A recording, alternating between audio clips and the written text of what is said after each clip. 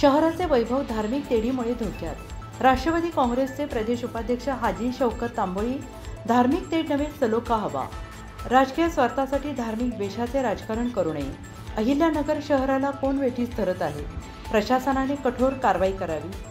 अहिल्यानगर प्रतिनिधी। संतांचा वारसा आणि धार्मिक सलोख्यामुळे प्रसिद्ध असलेले अहिल्यानगर शहर आज धार्मिक तेढीमुळे बदनाम होत चालले आहे।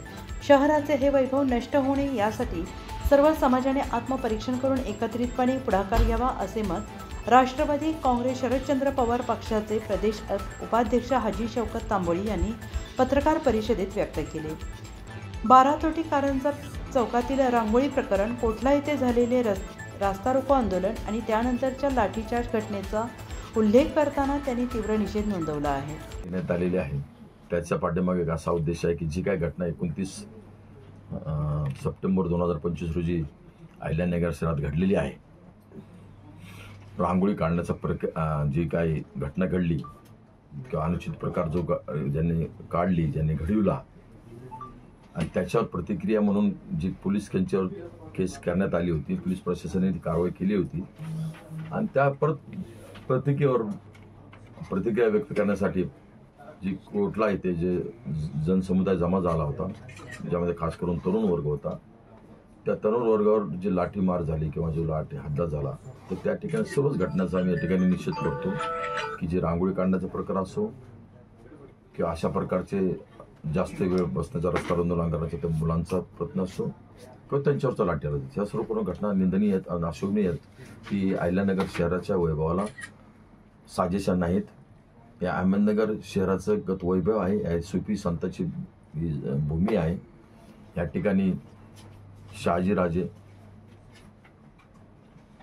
मालोजीराजे, शहाजीराजे, शिवाजी महाराज, संभाजी महाराज या कित्येक लोकांचं ह्या ठिकाणी वारसा लाभलेले आहे। शहाशरीफ बावाची या ठिकाणी पावनभूमी आहे, चांदबिबीचा महल आहे, आदिलशाही, निजामशाही सर्व प्रकारच्या ऐतिहासिक घटनेचं असलेलं अहमदनगर शहर आहे। इथं शांतता आहे, अत्यंत आवश्यक आहे आणि यापूर्वी राहिलेलं शांत राहिलेलं अहमदनगर शहर आज मितीस इथलं वातावरण बिघडत चाललेलं आहे आणि ह्या बिघडलेल्या वातावरणामध्ये दोन्ही समाजामध्ये सामंजस्यपणा राहावा। जुना इतिहास आहे या अहमदनगर शहराला, अहिल्यानगर शहराला, तो जपावा।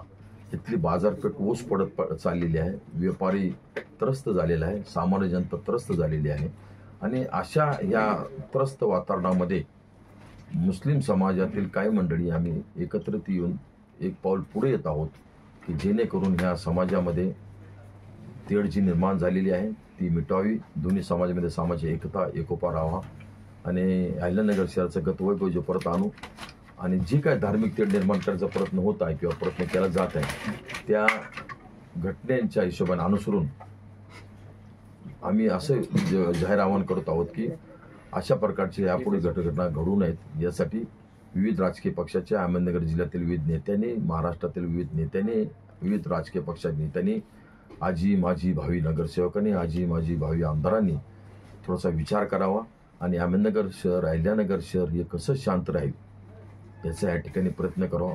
त्या ठिकाणी काय मी आज ठिकाणी पत्रकार परिषद घेतली होती आणि राष्ट्रवादी काँग्रेस शरदचंद्र पवार साहेब या पक्षाची भूमिका सर्व समाजाला बरोबर घेऊन चालण्याची राहिलेली आणि ती यापुढे सुद्धा राहणार आहे।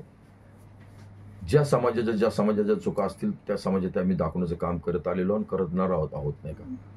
तेव्हा दोन्ही समाजातील तरुणांनी, नेते मंडळांनी सामंजस्याची भूमिका घ्यावी आणि एकत्रित बसून ठोस निर्णय घ्यावा जेणेकरून अशा प्रकारच्या घटना यापुढील कार्यकाळात घडू नयेत आणि पोलीस प्रशासनाला आणि प्रशासनाला, कलेक्टर साहेबांना, प्रशासनाला, पालकमंत्री साहेबांना ह्यांना सर्व आमच्या आग्रहाची विनंती आहे की आपण यामध्ये लक्ष घालवावे।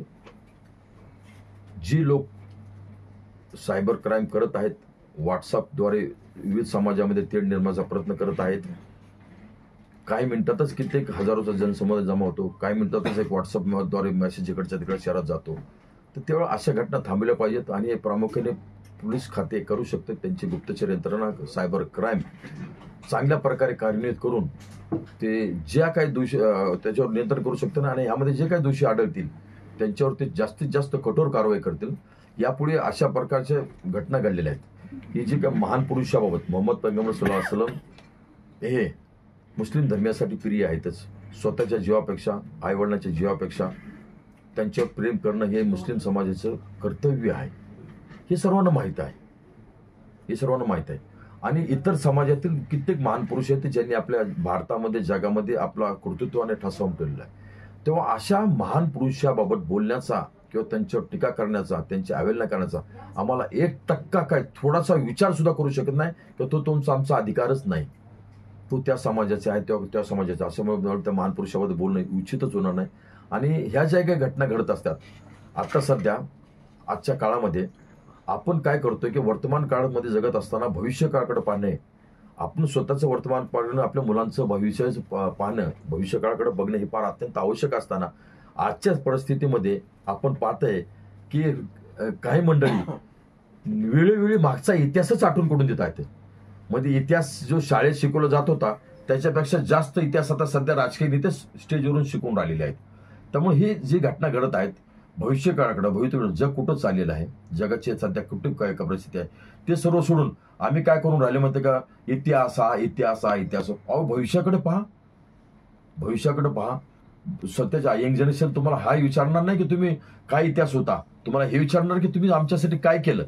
त्यामुळेच आमची सामंजस्याची भूमिका राहिलेली आहे. राष्ट्रवादी काँग्रेस शरदचंद्र पवार साहेब सर्व समाज घटकांना बरोबर घेऊन जाणारा पक्ष आहे.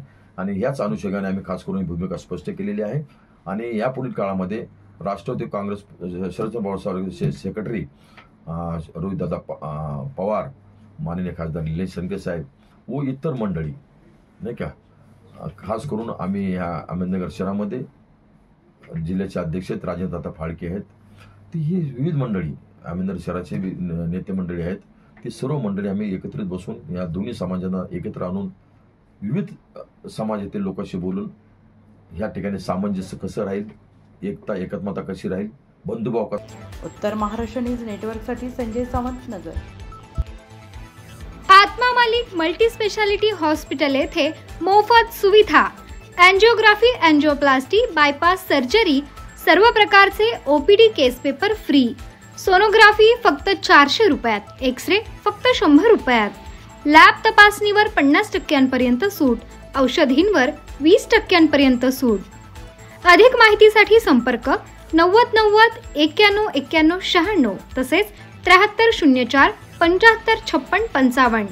आमचा पत्ता Atma Malik multi speciality hospital, Kokamthan, Shirdi Kopargaon road, Samruddhi Mahamarg circle जवळ, कोपरगाव.